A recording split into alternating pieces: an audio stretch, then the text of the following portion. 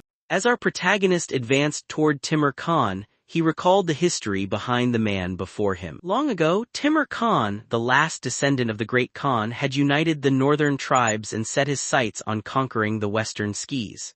When the Black-White Great War threw the Central Plains into chaos, he seized the opportunity to invade, becoming the feared overlord of the North. Our protagonist had come to this battlefield to gain levels and complete his class advancement. The moment he saw Timur Khan, he instinctively knew this was the final prey he needed to hunt. However, Timur Khan was no ordinary opponent. He was immensely powerful, possessed countless resources, and commanded a vast army. To hunt him, our protagonist needed an army of his own. For the first time, he revealed himself openly, fighting through countless battles, slaughtering enemies, and collecting their ears as proof of each victory.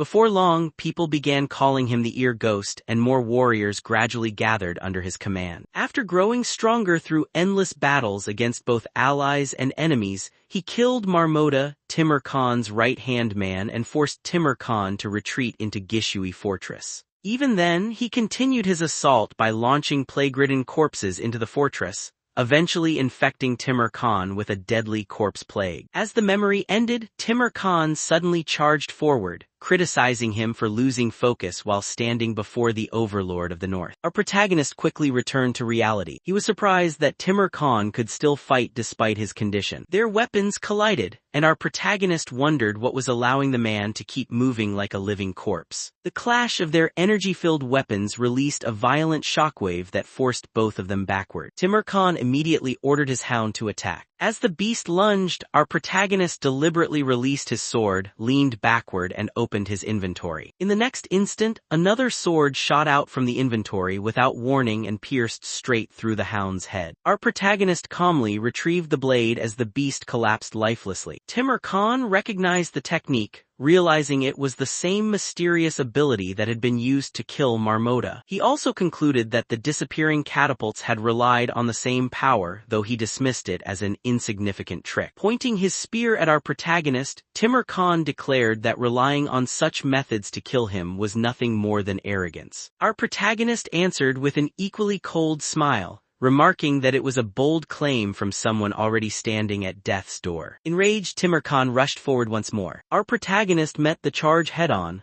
unleashing a series of consecutive strikes. Their weapons collided repeatedly, as both exchanged relentless attacks and counters. When our protagonist's attacks suddenly accelerated, Timur Khan immediately realized his opponent had become faster. Gathering his demonic energy, Timur Khan unleashed the martial technique Void-Shattering Helix Heaven Piercer. A massive spear of condensed energy shot toward our protagonist. Caught off guard, he still managed to raise his sword in time. Although the tremendous force pushed him backward, he successfully blocked the attack. For the first time, Timur Khan showed genuine surprise that his technique had been stopped. Without hesitation, he prepared his next attack, declaring that this time he would destroy both our protagonist and his sword together. Timur Khan gathered the last of his strength into his palm and charged forward. His powerful punch launched our protagonist through the air and sent him crashing into a nearby building, reducing it to rubble. Breathing heavily, Timur Khan dropped to one knee and realized his body had reached its limit. He knew that drawing out any more internal energy could cost him his life. Before he could finish the thought, an energy-coated sword shot toward him. He barely dodged, suffering only a shallow cut to his head. In the next instant, more weapons emerged one after another, flying relentlessly toward him. Timur Khan burst into laughter as he relentlessly deflected every sword and weapon hurled from our protagonist's inventory. While batting them aside with his spear, he mocked the endless barrage, insisting that such petty tricks would never be enough to kill him. Then, among the incoming weapons, our protagonist threw Marmota's corpse. The sight of his fallen companion caught Timur Khan completely off guard. For the briefest moment, his attention shifted to Marmota's body. Our protagonist seized that opening. Charging straight ahead, he drove his sword through Marmota's corpse and continued pushing forward until the blade pierced completely through it and into Timur Khan's chest. At the same time, Timur Khan thrust his spear through Marmota's body as well, driving it into our protagonist's chest. Forcing his sword even deeper, our protagonist questioned whether Timur Khan truly intended to thrust his weapon through the body of the man who had once served as his most trusted companion. Timur Khan laughed and answered without hesitation. To him, Marmota was already dead, and the corpse before him was nothing more than empty flesh. Warriors of the North lived by constantly struggling against death, and dying honorably was simply another part of life. His furious response made our protagonist realize the truth. Timur Khan had continued fighting despite his ruined body because he was pursuing nothing less than a glorious death. Timur Khan then asked one final question. He wanted to know whether Marmota had died with a smile. Our protagonist replied that he believed he had. Satisfied with the answer, Timur Khan accepted it with a smile of his own. The two warriors then ripped their weapons free from each other's bodies. Gathering the last remnants of his demonic energy, Timur Khan unleashed one final all-out strike, declaring that the battle would decide which of them found their rest first. Our protagonist answered with his own sword,